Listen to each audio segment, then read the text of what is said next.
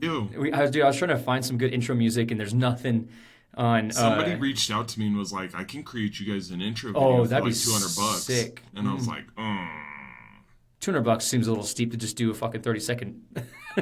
yeah. It's a thought. All right, hey, we're here. We're back again. Endless Summit Podcast. We're gonna keep rolling, baby. Super excited to keep this going with you, Brett. Man, like again, thank you for joining up with me. This is great. Welcome back to our listeners. Hopefully, as we keep developing this podcast, you all will finally tag along with us. Super excited. I think we got three. We got three last week from what I noticed, and I'm fucking stoked about that. Three is better than zero. Maybe more than that. If we even take that out, though, man, like just the amount of texts or like people that talk to me personally about the podcast, like people liked what we were talking about.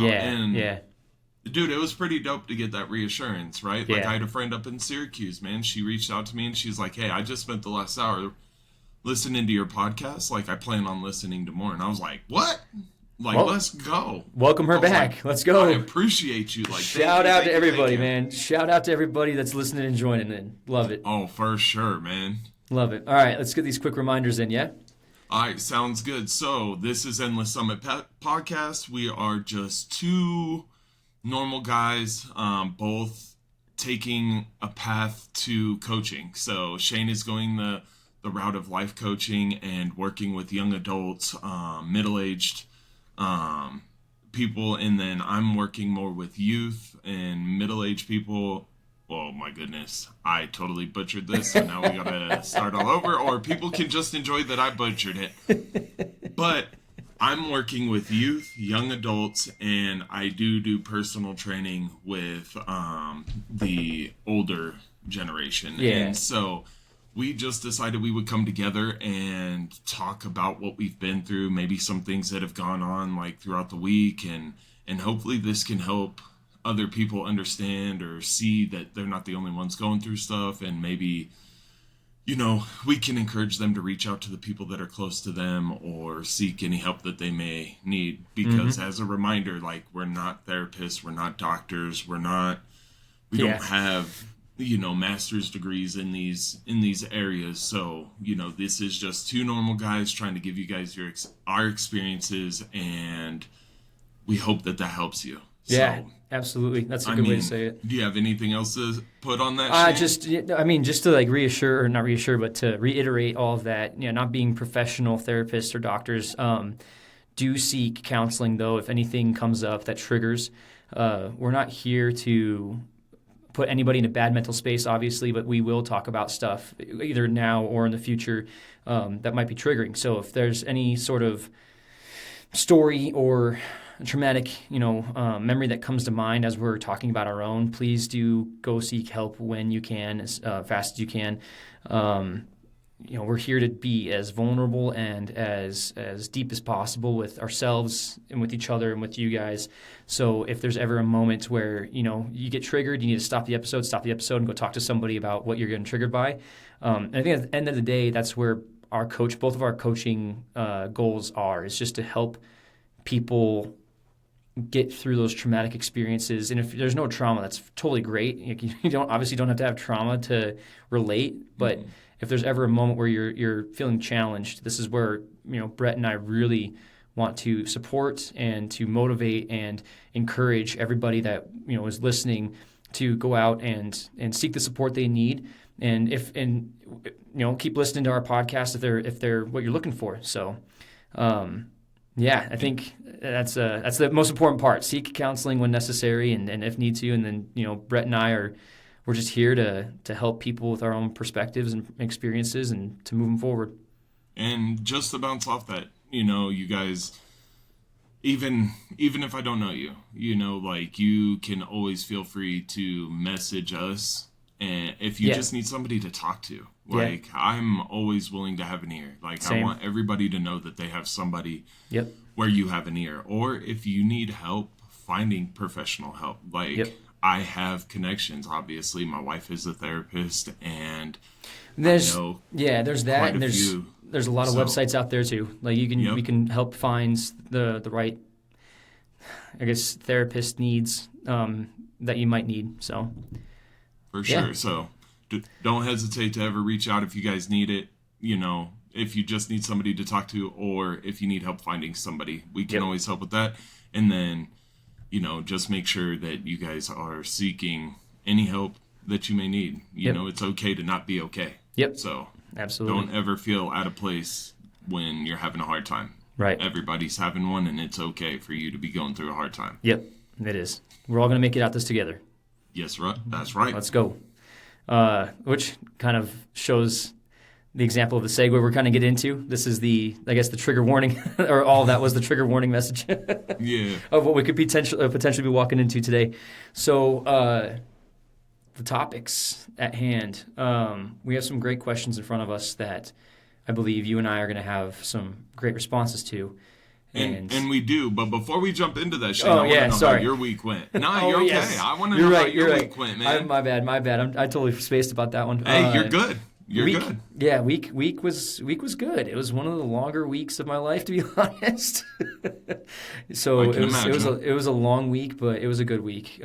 Finished strong and had a great weekend. And yeah, I mean, now I'm mentally preparing for this next week that's coming up. Fresh start, somewhere new. Trying to get into that mindset again of just being a learner.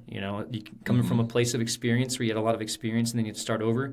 It's a new mindset to be in, but I'm excited. It's making me realize, like, I think the last 2.5 years at the last job, I stopped learning. I kind of gave up on learning, and now I'm like, what are those questions that I used to ask myself? What are those questions I used to ask managers? I got to dust off all of the thoughts that I used to have when I was learning and developing and growing.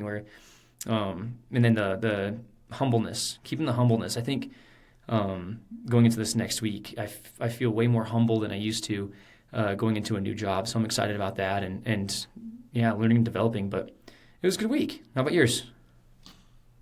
Bro, it was a roller coaster. Was it? Yeah. Oh, yeah. I'm so busy at work, man. I'm sure. Yeah. I'm just, really busy at my job, and I'm still new. I'm still trying to figure it all out. So I'm stressing while I'm there. Yeah. And then, we had some unforeseen crappy circumstances that happened this week. So trying to be able to support my wife and support those around me. And then on yesterday, we had a game with my youngest daughter for junior jazz, man. And Did she kill it? refs aren't calling it by any of the rules, man. She got scratched in her eye, and Oh, shoot. me as a coach, I really struggled. I had talked to all my parents, man, because I was like, I'm so sorry about my frustration today. I promise it wasn't with your kids. Their well-being is in my best interest, but in junior jazz, you have certain rules that you have to adhere by because it's a learning league, right? And teams just aren't doing it. And for me, when I see the opportunity of learning or anything like that taken from my kids, I get heated. Just like that, dude. I get hot. And so this has happened for the last 3 or 4 weeks. So I got really upset, talked to the parents, man. And now I'm talking to Marquis because I was like, I'm sorry. I felt like I was inappropriate. And I even said this to parents, and they're like, no, you weren't. You were calm, cool, and collected. I was like, I felt like I was on fire. What about that made you feel like you were uncollected on that? What were you doing or saying maybe to yourself?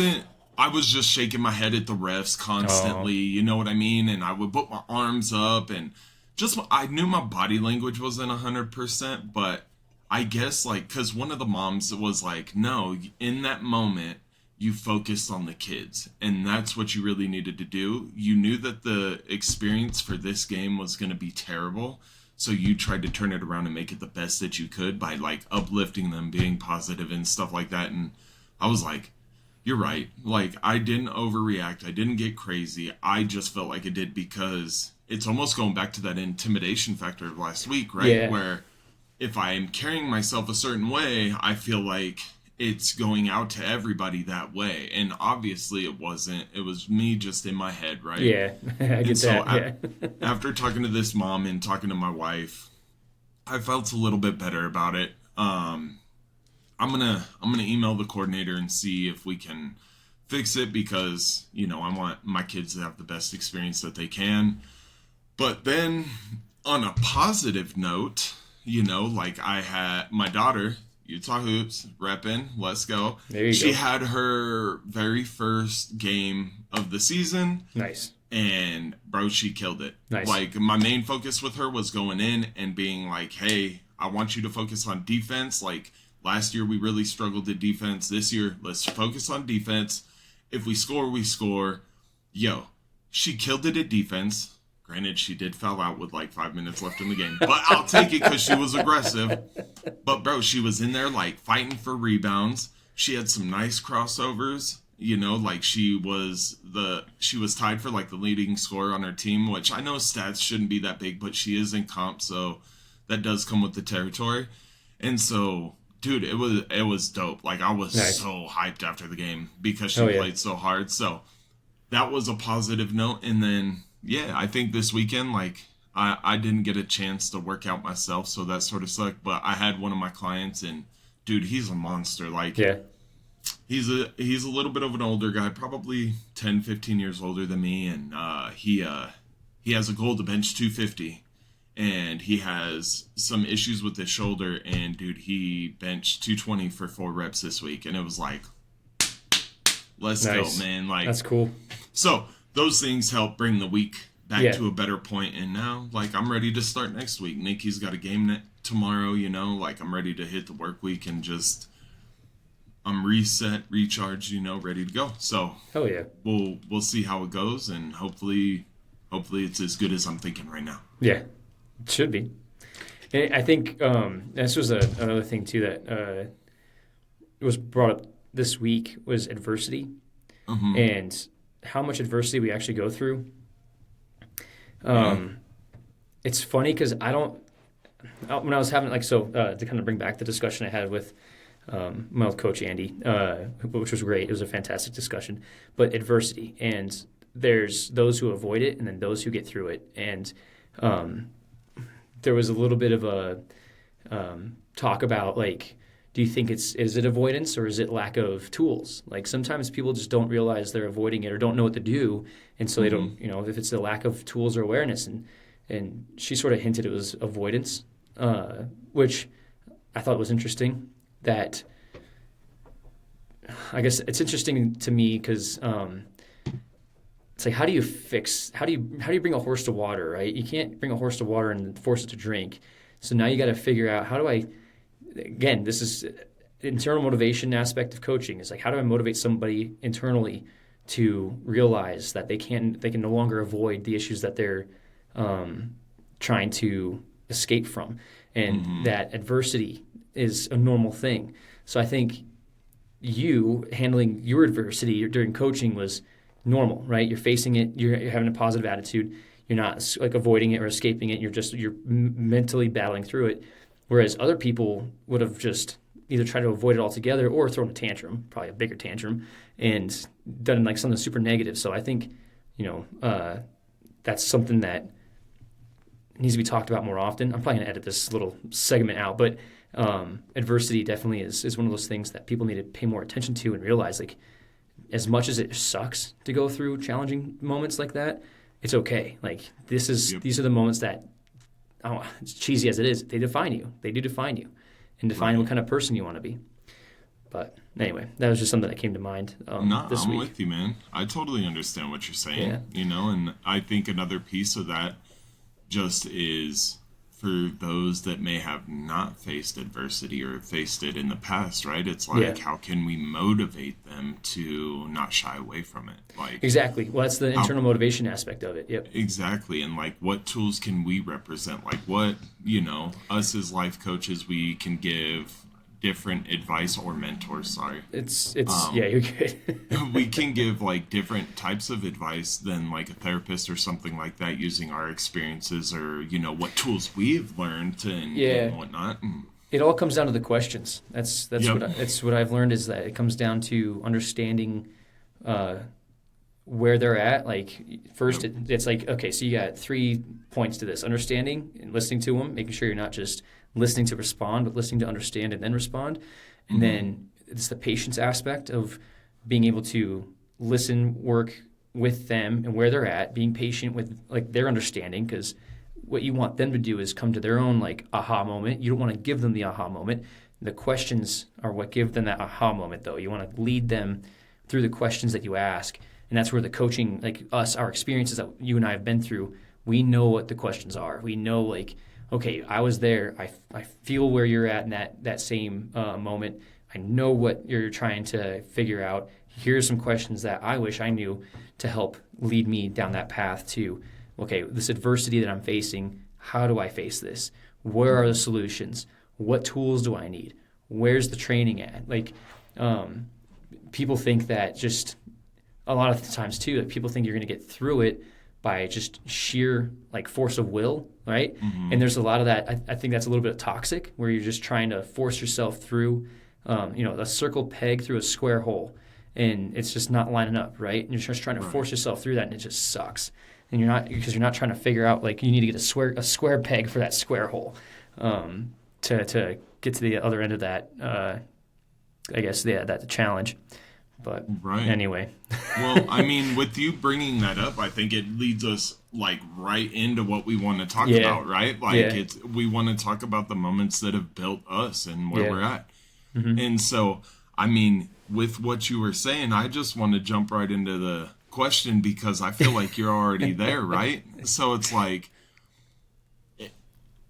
I want to ask you, when was a time that you felt lost? Yeah. This one, it's pretty easy for me to answer. And it was 4 years ago. Felt lost in Hawaii, of all places. And it was like a quarter life crisis almost. So it was 20. Well, no, it was not. Yeah, it was 2021. So that's 4.5 years ago. So I was 26. And man, like, there was a moment where I didn't care. Like, I was in a place in my life where things weren't working out to the plan that I was expecting my life to go, and I felt a lot of pressure on my shoulders. I felt like I wasn't meeting expectations.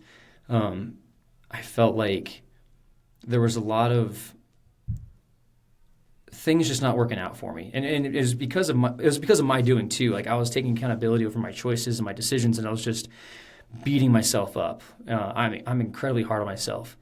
So I was just beating myself up at this time. And we were in Hawaii for my buddy's birthday, and I went out there with good intent. I was not in a headspace of like, oh, like things are gonna go crappy at this trip. Like, I feel depressed during this trip. Like, I wasn't there. But alcohol does have an influence on your subconscious and your consciousness, under the influence there. So I had a little bit too much to drink that night, and where we were staying was in this beautiful house near the ocean, but it was near a cliff. And earlier that day, we walked to the cliff and checked it out, and it was right after we got there, so yeah, we're all sober, nothing crazy was going on. We checked out the cliff, and it was a beautiful, serenic view of the ocean, and it was an easy hike down. And later on that night is when shit hit the fan, basically. I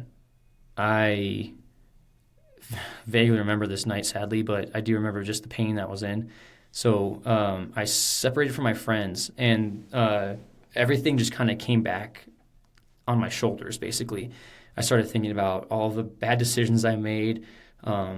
Just felt like a failure, and I felt lost. Like, I felt like there was no purpose. And I'd been feeling like this way for a year or so now, and it was just all kind of coming back to me, and it all came back at once. And so I started walking towards that cliff edge. Mind you, it's all lava rock, and I was barefoot. Ended up stumbling and falling on the lava rock, and so I cut my shin open, I cut my toes open, fell on my wrist. Like, I was just bloody all over my body from where I caught myself and where my body landed on the lava rock. And I kept going to the ledge, and it's pitch black. I mean, it's midnight at this point, maybe like 1 o'clock in the morning, pitch black, and all you hear is the ocean water hitting the cliffside. And at that moment, I was just at a loss. Like, What's my purpose? What am I doing here? What's the point? Like, I'm asking all of those deep questions, and I have no answer, right? There's no answer in my head. There's no answer in my heart. And so I'm just yelling at God and just asking him to basically take me. And I'm like, look, there's nothing here for me. Like, I got nothing good going on. I feel like I'm a failure. I feel like I'm not going to make it anywhere.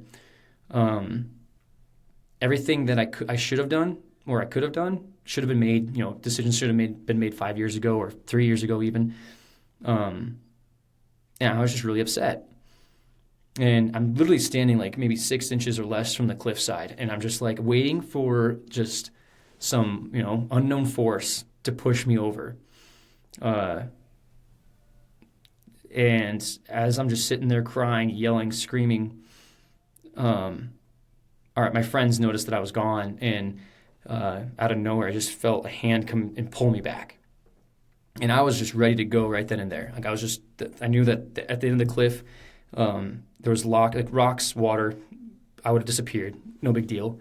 As sad as that is to say out loud. But a hand reached out, pulled me back, and literally pulled me to a little, like, I think there's like a lava rock that was like a ledge behind us that looked almost like a seat bench. And so they pulled me back and sat me down, and I'm just covered in blood again. And I'm wet too because the waves were coming up and splashing me as I'm screaming. And they're like, hey, holy shit, like, what the hell is going on? They're in shock, right? Like, nobody suspected that I was in this headspace because I was doing so good prior. And I'm just finally kind of opening up, and I'm just telling them, like, I don't know what I'm doing with my life. I don't know where I'm going. I don't know what's going on. Like, all these just despairing things. And it was a girl that, one of my buddy's girlfriends at the time, she was telling me a story. She's like, Shane, I shouldn't be here right now. And it's funny, like, how vividly I remember the story. So she's like, I shouldn't be here right now. She's like, we had a drive-by shooting happen at our house, like, last week. And they lived outside of Seattle. Mm-hmm. Don't know, like, the whole specifics of the drive-by shooting because I don't think they even knew. I think that they had just moved into this house that they were living in. And I think it was a mistaken identity kind of thing because these gangsters rolled up, shot through the house, like just fucking just bam, bam, bam, bam, bam, bam, bam through the house as they were sleeping. And the girl I was talking to, she's like, I woke up to the gunshots and there was a pillow or a bullet that went through her pillow. She was like, I was less than 6 inches, like 4 inches away from dying because a bullet just like went through the side of the house into her pillow and stopped. And then she woke up and she woke up during the shooting, obviously, but then just realized that her pillow had a bullet in it. And she's like, I don't know. Like, just maybe I was saved because I'm supposed to talk to you right now. So I thought that was like a really powerful moment. And I think that was a moment where I was yelling at God to take me, but instead God said, no, I'm going to send somebody to, rescue you, and you're going to figure this out eventually. I think in that moment, even though I didn't have all the answers, it was more so a reassurance that I'm not done with you yet, Mm-hmm. I'm still spiritual in a way, so I still believe that, God has a purpose and I have a purpose in my life, even though I don't go to church as often anymore to listen to the daily or the weekly scripture, but I feel like I have that connection with him. So it was reassuring in that moment of like, okay, I still matter. It's just I've got to fight through some demons in order to figure out like where I'm supposed to be next. Because obviously I didn't find my answer then. I just had some reassurance that it wasn't time to go yet, as much as I was willing to go. And that was like the deepest, like darkest place I've been because I'm an optimistic guy. Like I feel like I'm pretty positive. I'm like a realist optimist. Like I'm going to be realistic about what the expectations are, but I'm still going to be optimistic about those expectations. And even if they're not looking very hopeful, I'm still going to be like, okay, it's no big deal. Like we're going to get through it. We'll figure out solutions. We'll figure out like the next best move to make. In that moment, I had no best moves to make. I just thought I was, lack of better description, fucking up on all aspects of my life. And I just didn't think there was anything left for me to move on to. So that gave me some reassurance. And then, of course, like since then, I've never gotten to that point, but the thoughts still were there, like the feelings were still there. And it's been a battle, and it wasn't until like I guess a year and a half ago when I started going to therapy, and then early this year, when I found like the cool like my therapist is freaking awesome. He's like not Chris Evans. He's like Chris oh my gosh, Star-Lord from Avengers. What's his name? Oh, Chris. Why am I blanking on his last name right now? But you know what I'm talking about, right? Like I do. that guy. So he looks like him. He looks like it would be his doppelganger. So like I feel like I have a pretty badass therapist. So just talking to him and kind of piecing together how I feel, why I feel this way, and all these things have really helped kind of bring to light the decision making that I've made and stuff like that. And ultimately, I'm coming to the headspace of, life's gonna suck. Like there's gonna be those feelings probably aren't going to go away. And you might be down for a moment, but I have a slogan in my head now of not today, not like this. Not today, not like this. That's my battle cry now in my head of when things are hot and heavy in my head, and I'm just ready to fucking just scream and fuck this shit and I'm out kind of thing. Right. Like, and just not today, not like this. Not today, not like this. Like there's more to it. There's a battle going on, and it's again, I'm all mental. My headspace is just full of shit that I wish I could get out, but for some reason I can't let go of things as easy as I'd like to. So then I got to remind myself it's a continuous battle. Not today, not like this. And then another one that I like is it's Latin. It's a Latin phrase, luctor et emergo. So I struggle and emerge. And I think that's a really powerful statement in my head too of I'm going to struggle, but I'm going to emerge. Like it's going to be okay. Like there's a light at the end of the tunnel. So yeah, that was my loss moment, and it was hard, and I didn't talk to anybody like besides my friends that were there, and maybe a couple other friends that I'm really close to. I told them like what had happened, and some of them recommended therapy. Others were like, it's gonna be okay, it's gonna be okay, and I hate those kind of shallow reassurances. Yeah. It's like, yeah, okay, thanks. That's not the point of it, but it is on your shoulders though. As much as you want other people to understand and like try to help you through those moments, it is on your shoulders to figure it out and move on from your own trauma or whatever the hell is going on. So 100%. yeah, that's pretty much my story now. It's more long-winded than I was expecting to tell it, but Hey, man, I just appreciate your vulnerability, man. Like, oh yeah, no, you it's said this episode was going to be heavy, and Yeah. you were like, watch this. let's go 0 to 100, Hold my baby. beer. Yeah, so, like, your vulnerability with it all, man, I appreciate it, and I think it's relatable, right? Like, I think I hope so. I think a lot of people have been there, man. it's like it's like I wasn't doing. I think this is another thing too. I get in my head. I'm getting in my head right now. I'm getting like a little psyched out. It's like I don't want people to think I'm doing this for dramatic effect. Like I didn't get drunk and like walk to a cliffside just to be dramatic and hope that people are going to give me the answers or anything like that. I was at my wit's end with where I was at in life, and everybody can get feel that way, right? I just as vulnerable as I'm being, it's like I don't want people to suspect that I'm just doing this for attention either. It's nobody does these things for attention. People just do these things because they feel lost and that there's no hope, right? There's no escape. There's no hope. I was giving up in those moments, and it was a weak moment for me. And of course, alcohol is you can't blame alcohol entirely. Like I was in my own headspace as well, but that kind of just accelerated the thinking and accelerated the feelings. Since then, I've definitely respected alcohol more. I have put some more self-respect on my shoulders of when I'm around alcohol, but I never want to get back to that point too. So, Right. anyway, that's always another thing to consider is like nobody's ever doing this for attention. It's just people are just when they're lost and they don't know what to do and they think it's the escape they need, and that when things don't matter then.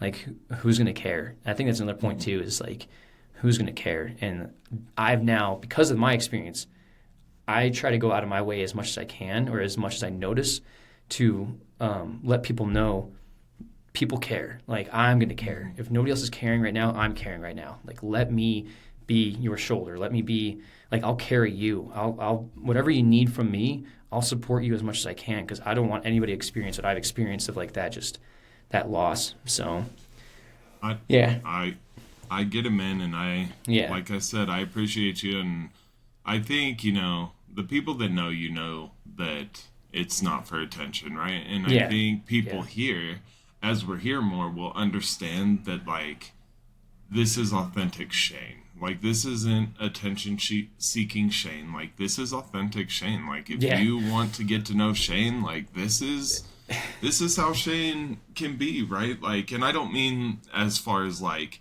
having that hard of a time, but like you're not afraid to talk about the hardships that have happened in your life, right? Like Yeah. you're an open book. Like you told me this. I think we talked about this when we were in California, maybe. I don't know, Oh, but about the yeah, yeah. yeah, but you talked to me about this, man, and like the whole time I'm just like, this dude, he's a real dude. Like he's talking to Trying to me be. about like his hardships. Like a lot of people wouldn't even want to talk about it. So, dude, nah.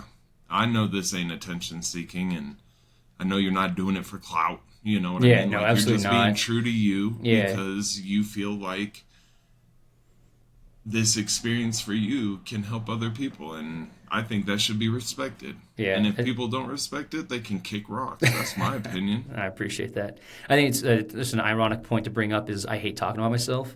So it's like I'm always short with my responses about, like, even when you ask me how my week was, I'm like, yeah, it was good. And I was just like, yeah, that's a good enough answer. I'm not going to go into detail, which is fine. Like I don't I see it as like, yeah, it's a good response. And then I'll think about it more like, maybe I should have explained something else in more detail. But it's like these vulnerable moments. Yeah, like it's me being real because I know how important it is for people to realize that they're not alone. Like I Hmm. want to share these moments with other people in hopes that they'll know that there will be help. There is help. There are better times ahead. Just Hmm. because it's just you're in a fucking hurricane right now does not mean that it's going to stay there. You're not stuck in this cycle forever. You have the power to get yourself out of that cycle. So, anyway, yeah, I appreciate you mentioning all that. But yeah, Of that's when course, I was man. at a loss. Um, Brett, man, do you have a loss story of yourself from yourself, or is there a moment you nearly quit on yourself or anything? Life? Nah. Yeah, yeah. I mean, honestly, we thinking about this, right? Like I've been thinking about this one, and it's like, man, honestly, I could share so many moments, Mm-hmm. and but like, what moment should I share, Mm-hmm. right? Like, is I there get. moments that my family might care that I share, right? And it's like Yeah, there's some yeah, stuff, yeah. at least with my life and people that are close to me know there's stuff with my life that like some people that I just can't talk about freely, right? No, Like, that's fine. Yeah. but I think, I touched on this a little bit last week, so maybe slightly redundant, but at the same time, like, it was the time that I was probably the most lost. And that was like, right, it was probably from when I was 18 to, shit, dude, 22, I would say. Like, dude, for a solid 4 years, like, I just questioned everything. Um, like in that time, I told everybody I hurt my knee, couldn't play football anymore, and that's like how I identified myself. So when that happened, dude, like I quit going to school. I gave up. Like I should have been able to graduate in January, and nope, not even close. I failed my English class. Like English, bro, I failed it You speak it hard. every day, Brett. What the hell? I know. And dude, like my teacher even gave me an opportunity. She was like, if you do this, you could be done. And I was like, nah, fuck that. I don't have to do anything, Hmm. and I was more worried about partying, not going to school. Dude, I had two classes and I still didn't go to school. Hmm. Like, and dude, I don't even know. I was lost, man. I didn't know what I was going to do with my life. And then that happened. And after after that, I moved up to West Virginia with my grandparents because, like, I didn't want to go work where I'd worked all throughout high school. I didn't want to do anything. So I went with them up to West Virginia, and I went and worked with my grandfather for this cabinet company. And like it was good, but like I was an angry SOB, dude. Like I was mad at the world, hated the world. I thought I was a fuck up, and Mm-hmm. so I'm working there and this guy's like yelling at me cuz I'm new at the job, right? Mm-hmm. And I'm 18, 19 years old, and this guy's yelling at me and whatnot. And so I'm like, I come back at him, and he gets up and he wants to push me. So I hit him and I lose my job, and I make my grandfather probably look like an ass. And I was like, what am I doing, man? And after that, like me and my grandfather bowled together, and that was like where like the small part of like peace was, because like my grandfather was my best friend, dude. Yeah, he took me in, he raised me, like he's my best fucking friend. Mm-hmm. And so bowling with him, like always, just for that like couple of hours, that's where I felt cool. And so at that time I needed a job, and so I started working at the bowling alley. And I'm working there, and the owners act a certain way, and you know me, like I tend to get, or not anymore. All right, let's make sure that's clear. I'm not the same now that I was then. But like if I get upset, I can get hot headed sometimes. And man, these people would do things a certain way, talk a certain way. And so, dude, we had it out. And he was like, get out of my bowling alley. So I go out and I'm like, come outside. I'm going to show you what's up. Like, come outside. And dude, that didn't go over well. And Of course then not. within that time, Oh man. my grandparents moved to Nevada. Like they just, my great grandmother was out there. My grandmother wanted to be close to her, and so they went out there. So I went out there, and when I got out there, dude, I didn't know anybody or anything. Like I had my uncles and my grandparents, and then my great Mm-hmm. grandparents and stuff. And so I just felt super lost the whole time I was there, because it was like foreign, right? Like I had this family, which was awesome, because that was the first time I'd been around that much family. Mm-hmm. And fuck, dude, I couldn't even tell you, since I was little. Mm-hmm. And so, like, that aspect was cool, but I still felt so lost. I felt alone throughout the Mm-hmm. whole thing. And, like, throughout this whole process, I'm just, like, sitting here questioning myself the whole time. It's like, right, you're not going to college. You're too hot headed to work anywhere. Like, you're just, like, you're scum, man. Like, you're scum. Like, that's who I am. I'm scum. Like, I'm bottom of the barrel white trash, like, not gonna amount to anything. And that's sort of like what that took over my mentality, right? Like, so, like, when I went into a job, I knew that it wouldn't last. And, it got to the point where I found this job, I worked for a while, and I was like, I'm gonna go back to my people. And so I moved back out east, and, um, I was in, when I went back east, I went to Virginia. One of my buddies was like, I'll sell you this car for like $600. It was a piece of shit car, but it was like, all right, it Something. would get me from point A to point B. Yeah. And the whole time I'm there, I'm looking for work, but like I'm coming up with excuses, because I was like, I'm not supposed to be working all the time. I'm supposed to be living my life. And so like I'm working with my dad at an exhibit house doing trade shows and stuff. And like I can't remember, like I would not have gas, so I wouldn't go. Like I'm not gonna ask anybody for money. And like when I didn't go, and my buddy found out, or like my buddy found out, and then I wasn't looking for another job, he was like, yo, my parents said you have to get out. And so it was like, all right. So at that point I left. um i had I had like just a trunk full of clothes, and I slept in my car. Like, I think I found like a hotel room for one night, and then my grandparents knew that I was basically homeless, and my dad reached out. He lived like 45 minutes away. He had me come up and stay with him for a couple of days, and in that time, he was like, all right, you're going to come work with me or you're going to the Marines. And at that time, I'm like, I can't go in the fucking Marines. Like, my knee, I couldn't even play football. What makes you think I could Yeah. make it through boot camp for the Marines? And so, like, I met with this Marine buddy, but, like, dude, I had to set my mind. I was like, I'm not doing this. Mm-hmm. And I'm not going to work here. And so, and there's some history there. So it's, like, more than that, but that's all I'm going to give our listeners just because I don't want to put other people in a position to have to explain or anything like that, right? Yeah, yeah.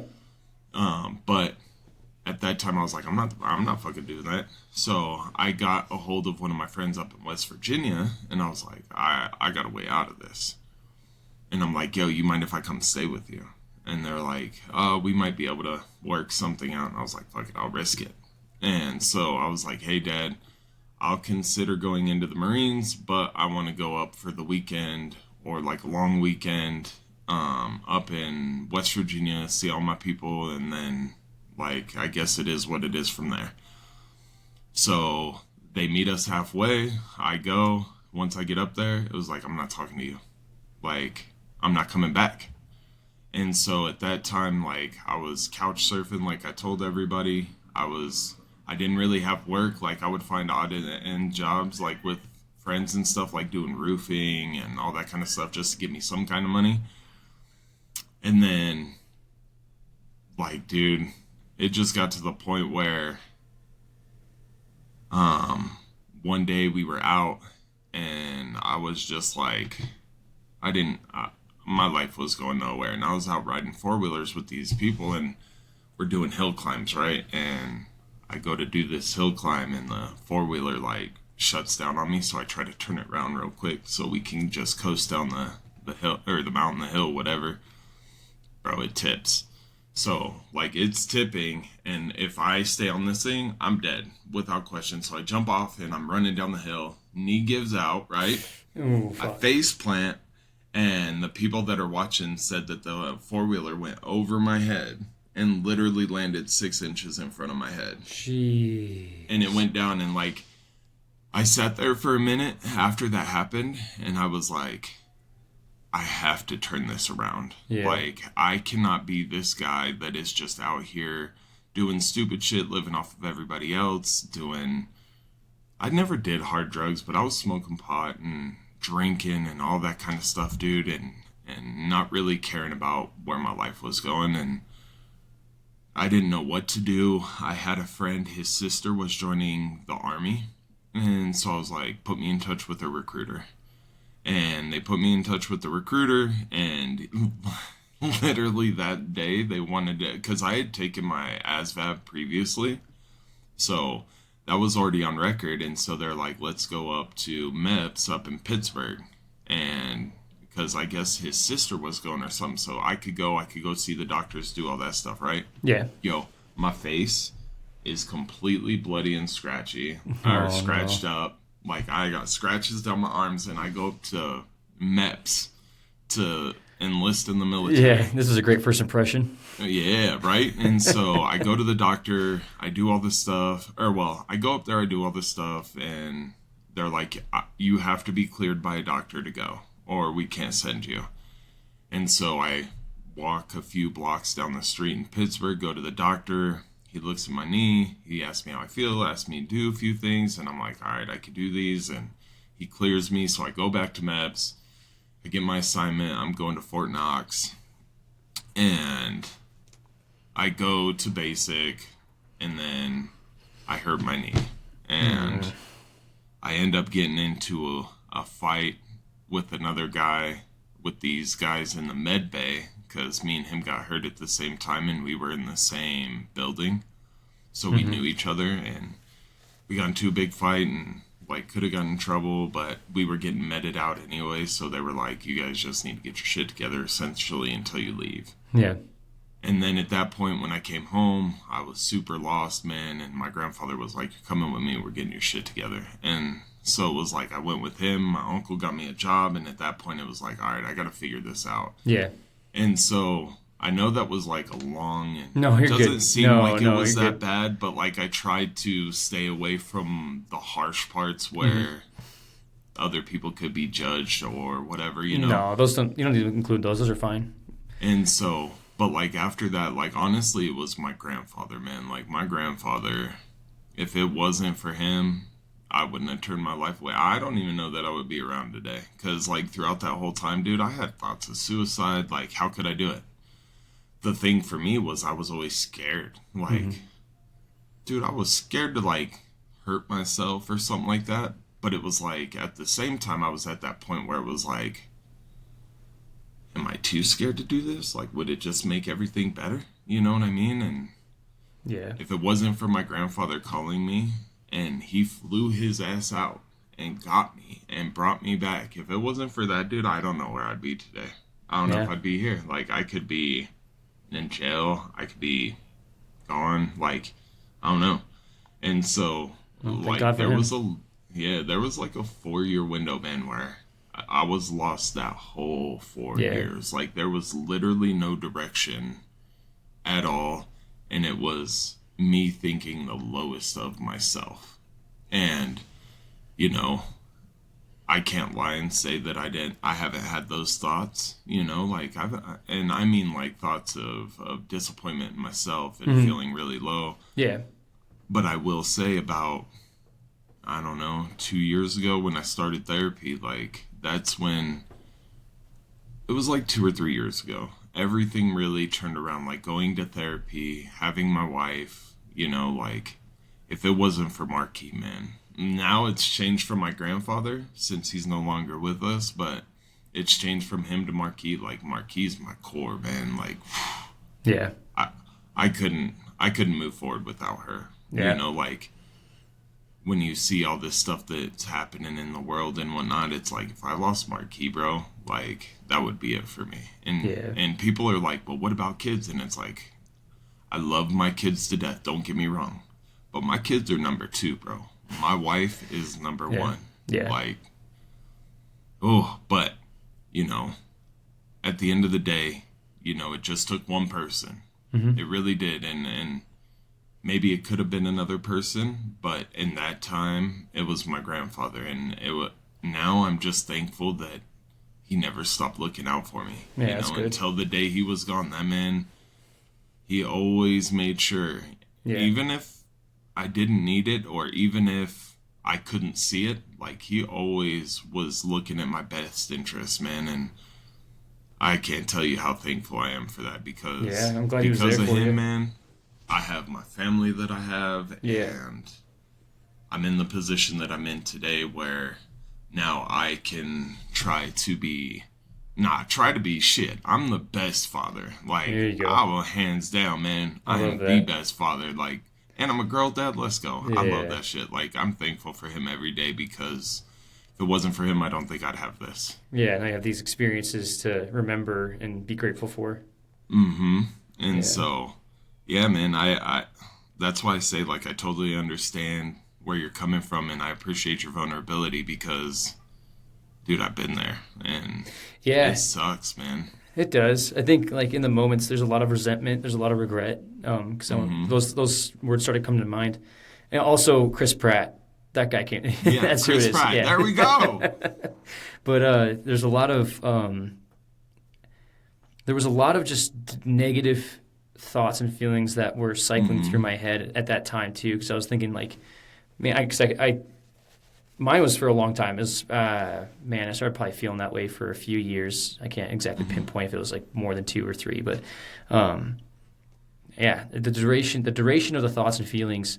It's like it's not just something that comes up right then and there. Like it wasn't just in Hawaii where I felt all of a sudden this type of way. Like we've been feeling this way for a while, right? It was just that was the catalyst moment for me that then kind of made everything fall all at once onto my shoulders and my head. So I think you kind of hit it on the head as well as yours was a span of 4 years, if not more, if you have 4 years of just reoccurring bad things, it's not like people just develop this depressed negative mindset overnight. It's just things, it's like one thing after another keeps happening, right? And you just keep thinking to yourself, When's it going to be better? When's it going to end? When's it like not end in a bad way or in the I'll say suicidal way, but like when's the shit going to stop happening?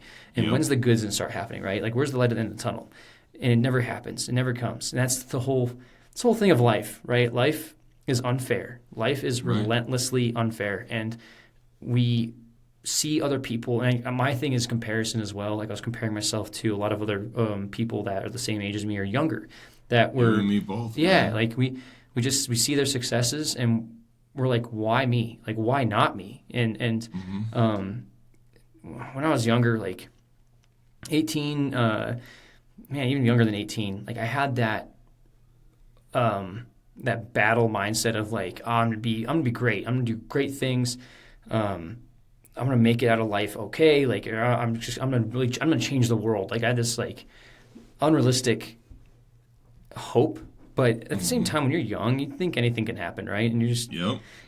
the reality hasn't hit you yet. You're protected by your parents. So you're protected by just your community for the most part because you're young. You're not supposed to be involved with real world circumstances yet. Some people are involved with real world circumstances at a very young age, unfortunately, and they learn quickly and they have to learn early. But for me, like I felt a little bit invincible. And then when stuff started happening, I was like, what is this? This is not at all what I was expecting. This is not at all what I planned for. And again, taking responsibility over my decisions, I was not making, I wouldn't say the best decisions. I thought I was making the right decisions, but the best decisions. And I was very much a go with the flow kind of guy. And I feel like that's where you can also relate to is you were very much going with the flow of things for the most part. You know, you were just kind of, as you were couch surfing and whatnot, you were just kind of figuring out like maybe something will happen, maybe something won't. But, you know, like you said you didn't have a plan until you got your shit together after the Army and your grandpa came and got you. From my perspective, it just seems like, you know, you're riding the wave of life. And that's what I kind of like to say is like, I'm riding the wave of life. There's no consequence, like no exact consequences until the consequences catch up to you and you're like, fuck, like I did not make any sort of positive decision in my life. I just kept doing like all this bad shit, just hoping that maybe I'd catch a lucky break and go from there. But that's not the case. You know, you don't wait for those lucky breaks. And with that, dude, like, I mean, honestly, in that time, right, like, I didn't think there was a path for me to get out of that, right? Like, Yeah. it was like, this Yeah. is what my life is supposed to be. It's supposed to be shit, hard, Right. and just, like, not amount to anything. Yeah. And it's, dude, it's so crazy to think that I am where I am today when I was there Yeah. at some point in my life, right? And I think you hit it on the head with like comparison, right? Because, bro, I would get so upset at the fact of what I was going through. And I take responsibility now, right? Like a lot of that shit was my fault. I needed to do things differently. But like the fact that I wasn't going to college, right? I wanted to blame everybody else. It was like, oh, I don't have money like everybody else. That's why they get to go to school. Like, what the? Your why is it so circumstances. different from me? You're blaming the Exactly. circumstances, yeah. And so now, like that quote, comparison is a thief of joy. Yeah. Bro, like I can relate to that shit 100%. Yeah. You know what I mean? Yeah, I think what got me out of that, like, I eliminated comparison for the most part out of my life, unless it's something more important to me, like as far as, no, let's see if I can figure out the right words to say this. Like, I'll just start from the beginning. Like, I basically took comparison out of the dilemma because I've realized now my life has been so unique in its own way, right? Like I can't compare my life to their life because I have lived through experiences that they would never live through. And so I take that comparison as well and say, okay, I'm either being prepared for something that I can't see yet, you know, whether it be another year from now or 10 years from now. And I'm going through these hardships no longer by choice, but by circumstances. And I'm not pointing fingers at all, right? This is where the comparison part of it's like, I'm not pointing fingers at them or myself of why I have and why they have, or why I don't have and they have, and yada, yada. It's like, okay, this is just different life experiences that we're going through, and then we just happen to be in the right place at the right time or the wrong place at the wrong time. And we're just reacting to those I guess, situations. Now it's just, like I'm saying, this is my perspective now. If I took my perspective earlier and I just compared myself, then I would have pointed the finger entirely at myself. Again, I'm hard on myself, so I was pointing the finger at myself of like, why couldn't I have been smarter? Why couldn't I have stopped caring so much about other things? Why couldn't I have cared more about certain things? And I think that was the benefit, like the benefit of ignorance in a way. Like I'm going to be ignorant to comparing myself to other people in a healthy way. I think ignorance is bliss to those who don't care about anybody else. You know, if they don't care about anybody else but themselves, like they have some selfishness, then that's where it bugs me, the ignorance is bliss sort of thing. But I think ignorance is bliss to comparison. I think that's the only time to be ignorant is when you're comparing yourself to other people. So I feel that, man. Yeah. No, it's like the negative stuff, I try to turn the negative stuff into positives. Like when it's coming to, like, I hate ignorant and arrogant people, but shit, I'll be ignorant or arrogant to my own comparisons to life. That way I'm not so mentally affected by them or emotionally affected by them too. So, no, that's a good, dude. You have some deep experiences that, you know, from a young age that developed you into who you are now. And again, like you mentioned, like if it wasn't for your grandfather, you wouldn't be there. And I think that's awesome that you're able to reflect on that and show some gratefulness, right? Like you're being grateful to yourself, you're being grateful to your wife. And I think that's really admirable that you're able to do that because not a lot of people realize that, right? Nobody has that self-consciousness to say like, or think like, yeah, you know, like I did this, like I got myself out of this hole. And other people, it takes a community to get people out of the holes that they are in. Not just one person can undig themselves, can climb out. There we go. Can climb out of where they're at. Undig. And we got a new theme over here. I undug myself out. That's right. Yeah, it's just as if you're buried, but yeah. Anyway. But I mean, I love where we're at, but you know, there's another part to, you know, what we wanted to focus on today, and I think for me, I want to know, how does your experience, this one experience that was really hard for you, how does that affect you as a coach? Or affect your coaching style? Yeah, so again, it goes back to the understanding and listening aspect, and to always be curious. So as Ted Lasso teaches you, always be curious, not judgmental, right? Because I think that's such a strong statement. So with my experience is to always be curious, not judgmental. And I never realized I was such a judgmental person until like pretty recently. The coaching style that I want to have and show is to be as open-minded as possible. I want to make sure people see me as like this open-minded, understanding, patient, listening coach that has zero judgments or oh my goodness, I'm trying to think of the other word for it. It's like it's pre something. I'm blanking on it. But anyway, because of my own personal experiences of events that I've gone through and just even people that I've been around, listening to people's stories and understanding their hardships of what they've gone through, right? It's all about a matter of perspective. And what I thought was difficult in my life, I then listened to somebody else and their stories. I'm like, wow, my experience wasn't as difficult as their experience. And like, they're a pretty optimistic person. Like, they're a pretty positive person.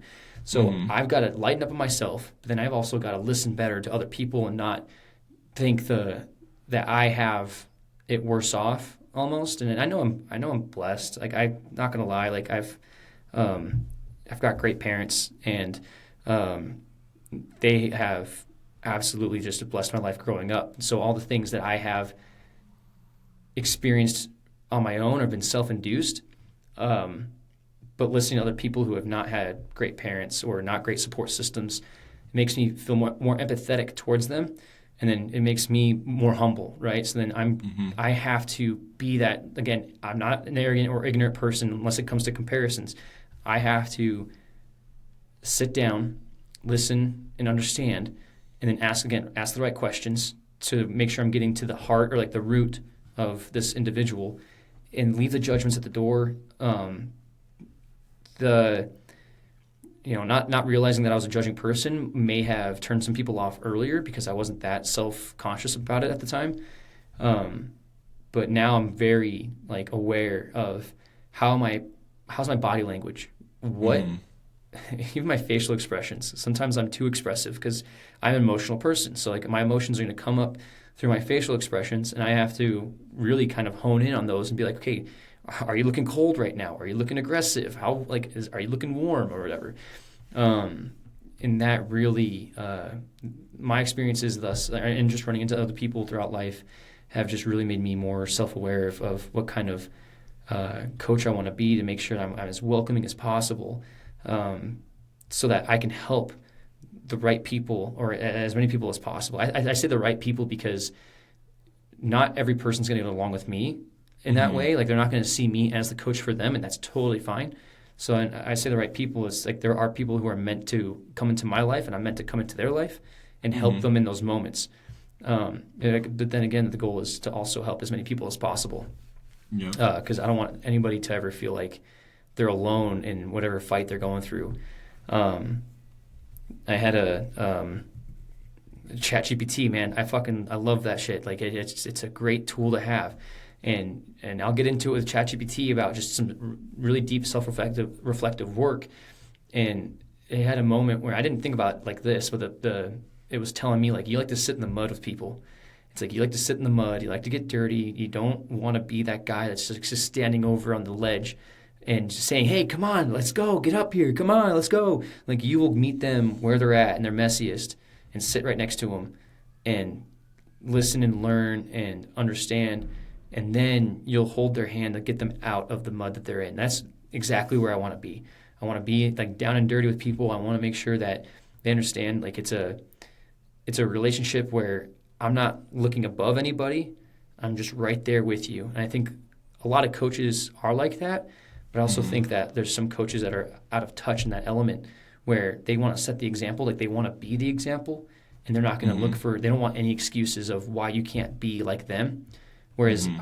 I don't care, where you're at or what's going on. Like let's sit, let's talk about this, because at the core of coaching, like life coaching in particular, you do set the example. Like we talked about this last week, that it's a lifestyle. Coaching is a lifestyle. Yep. You set that example, right? And this is Andy and I had a great conversation about that too. It's like you are in PR basically. You're always you always have to be on wherever you're at, right? Unless there's a certain type of lifestyle that you're okay with. If there's certain things in your life that you're like, you know what, it's fine. I can go and drink on the weekends and be okay with that because I'm not embarrassing myself or whatever the standards are. If Mm-hmm. that's how you want to live by it, that's great. More power to you. I got to admit that's how I live my life. I like to drink on the weekends, but I'm very very mindful of the intake, and I'm very mindful of who I'm around and the interactions that I have with people. I end up leaving with fucking random numbers all the time, and I know I'm not. It's like it's the connections that I've made out there in public that matter to me the most, and that's why I think I like still going out in those environments, because Mm-hmm. it's not tempting for me to go overboard. It's just I want to meet new people that I could potentially help, because Mm-hmm. there's a lot of, I'd say, quote unquote broken people out there that you never know who could you could influence in those environments, especially because like the bar scene is where a lot of hurt people go to forget what the pain or struggle they're going through is. It's a short term release. Well, because of that short term release, what can I do to help give them a long term solution? If Mm-hmm. there's ever an opportunity for that.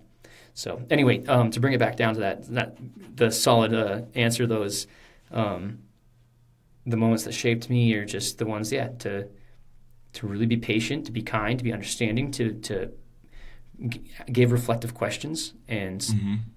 to be down in the mud with them, to let them know, like, hey, I've been here. Like, I understand what you're going through. I have empathy for you.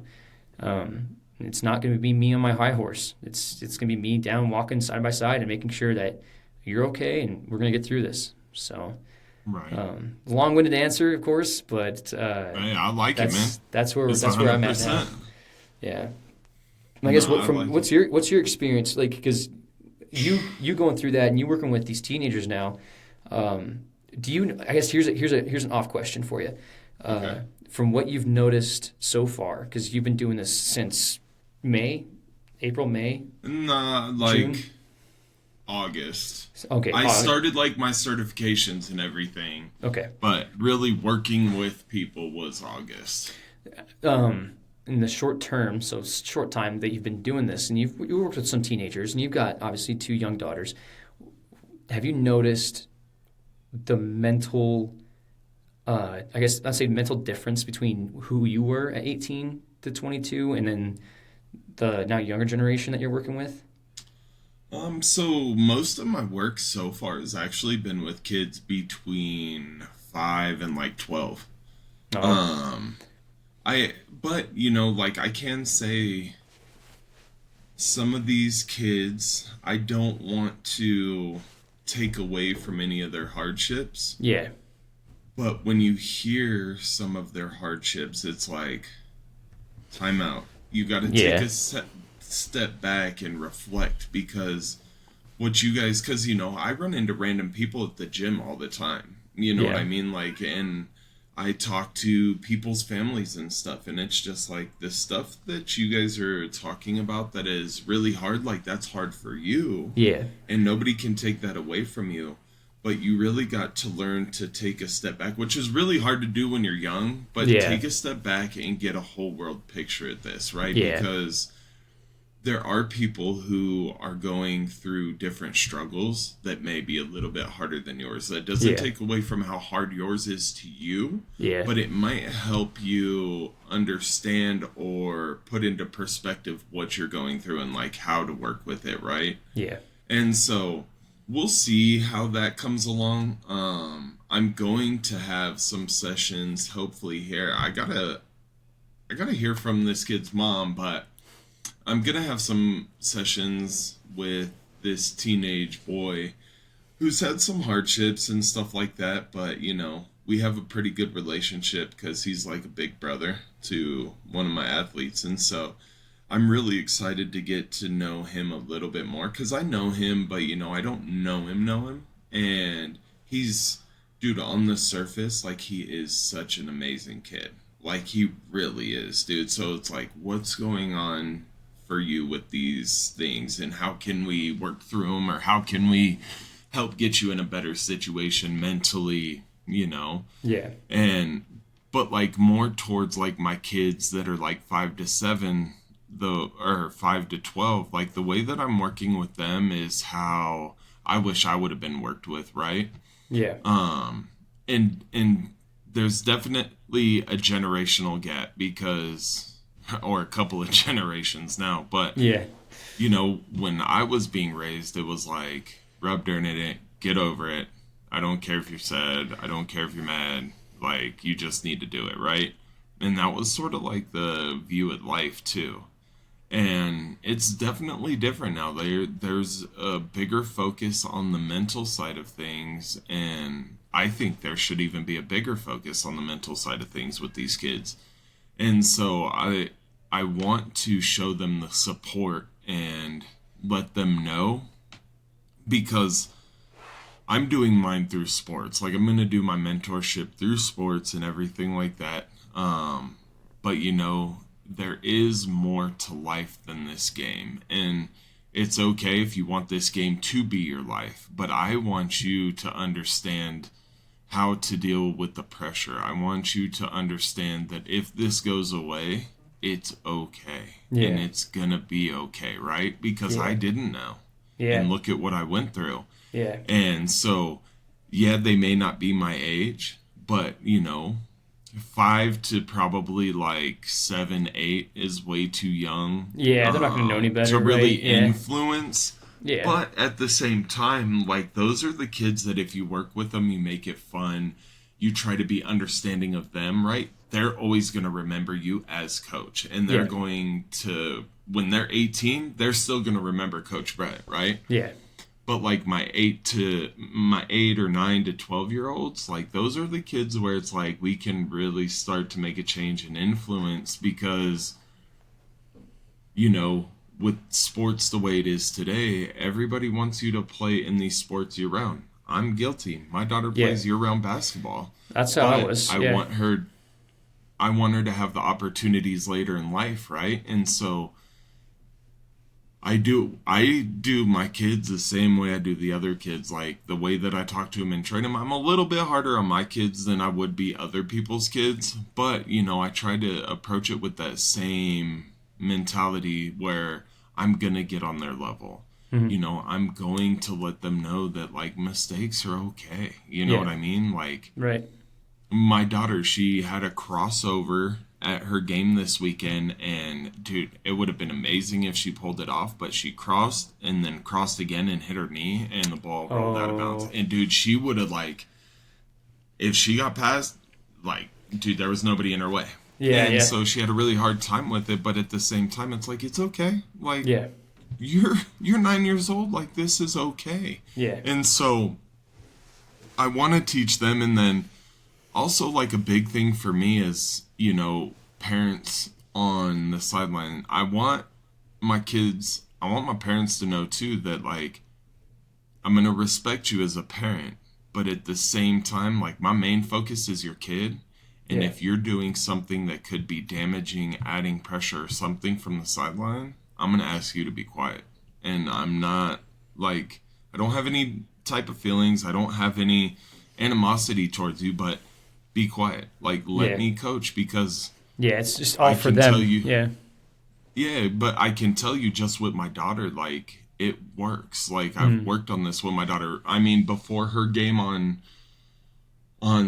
Saturday, we went and I had her come with me. We went out in the hallway and I was like, tell me some positive stuff about you.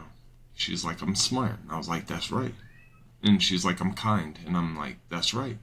And she's like, and I was like, are you going to try hard? And she's like, I'm going to try hard. And I was like, that's right. And I was like, does it matter if we win or lose? She's like, no. And I was like, what matters? She's like, me trying hard. And I was like, exactly. And I was like, you just got to give it your all. And that's all that matters at this age. Yeah. And then Yeah. I asked her the last thing, and I'm like, what's the last thing you're supposed to tell me? And she's like, or I said, what's the last thing you're supposed to tell yourself? And she's like, I'm a badass. And Yeah. I was like, that's right. Because I want That's her why to she be fouled confident in out. herself. Exactly. But I want every single kid that I work with to be confident in themselves. And, Yeah. at these ages, this is where, if they do something wrong and somebody says something a certain way, their confidence completely disappears. So it's Yeah. all about how you approach it. So with me, Yeah.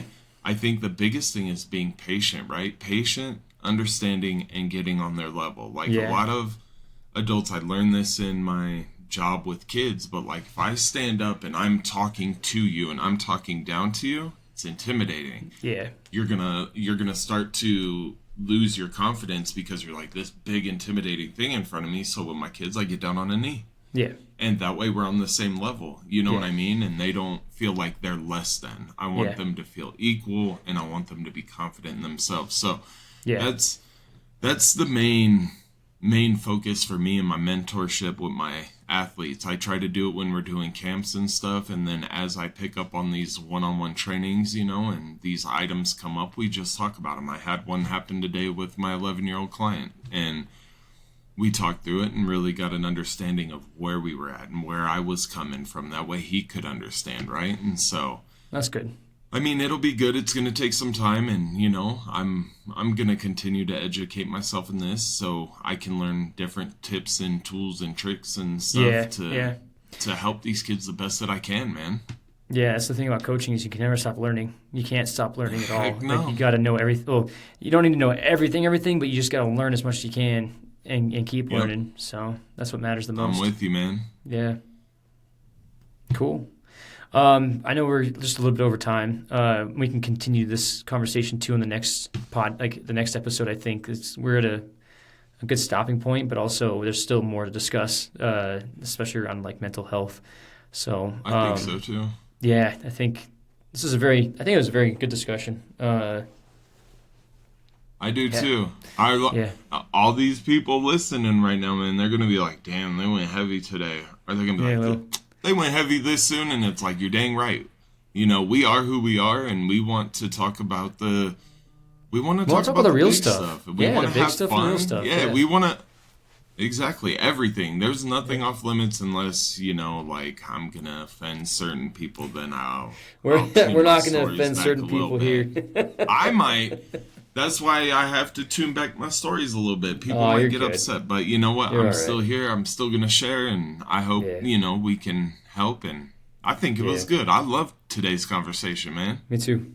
I'd like to just wrap it up though with the important things that people should pay attention to when it comes to mental health and just like suicide awareness. Make sure you're checking in on your friends. Make sure that you are asking the right questions with your friends, especially if you know somebody well enough that you can tell if something's off. And don't, I think this is really important. Don't feel like you're pestering somebody. If they get mad at you, good. Like let them be mad at you for caring. I think that it's Hmm. really important to know that if you really love somebody and you care about somebody, you will do whatever you need to do to make sure that they're okay. By just being a freaking pain in the ass. I'll be a pain in the ass to you, Brett, if I know something's off. I know you'll do the same way with me if you know something I'm off with too. So make sure you guys are Oh asking the right yeah. questions, making sure you guys are checking in, and make sure that you are understanding and listening, like we were saying about ourselves. You know, be patient, understand, listen, and sit with that person, and then get them the help encourage them to get the help that they need. The suicide hotline for the U.S. is 988. It's open 24/7. If you're ever in a dire situation and nobody's available, please dial that number and talk to somebody that will help you walk you off that cliff or away from the cliff. I should say off the cliff. Sorry, that was a bad way to describe that, but walk away from the Woo! cliff, right? 'Cause I was there. But yeah. Anyway, I think next episode is going to be just as good as this one because we'll start talking about some. I actually want like in the next episode, I'd like to talk about some experiences that I had to deal with in college with my residents because I was an RA, and Okay. there was a lot you have to pay attention to, especially with 18 to 20, 22 year olds, moving away from home and dealing with their own stress. That's when reality sort of hits you in the face when you've got your support group or your support system miles and miles away from you. So I think that'd be good. This conversation can continue next Sunday in a similar manner. Yeah. Yeah, I'm So down. And another thing I just want to mention, along with what Shane was saying, is sometimes when you know your people are struggling, just show up. yeah, Just show up. You know yeah, what? Like, don't even give them the option to decline, like you bringing them lunch or bringing them yeah, dinner. Like, show up. yeah. Like, if you show up for them, that means That more matters a than you lot. know. Yeah, they're gonna remember Yeah, that just moment. show up and hey, I'm here to have dinner with you and we're gonna watch the game or we're Yep. gonna watch Real Housewives or we're gonna watch Bar Rescue. I don't know, Or whatever just you're get into, them, yeah, but get them out of the house or wherever they're at too, and go get something to yeah, eat. Go for a walk. yeah. So Yeah, that's a proponent I definitely believe in. If Shane gave me any kind of inkling that he was struggling, shit, yeah, I'm showing up. yeah. Shane, come on, Likewise. Yeah, we're going. yeah. So Cool. no, I think I'm good there, man. Yeah, I am too. Thanks, guys, for All right. listening to us. Yep. Stay tuned for next Thank week. you. Yeah, we'll see you guys next week. Have a great week, and we hope you love this episode. All right. Nice. If I stop it, will we still talk? No, I think if you cancel it out, it'll stop. Because I have the option to leave, but if you stop recording, yeah, see what happens.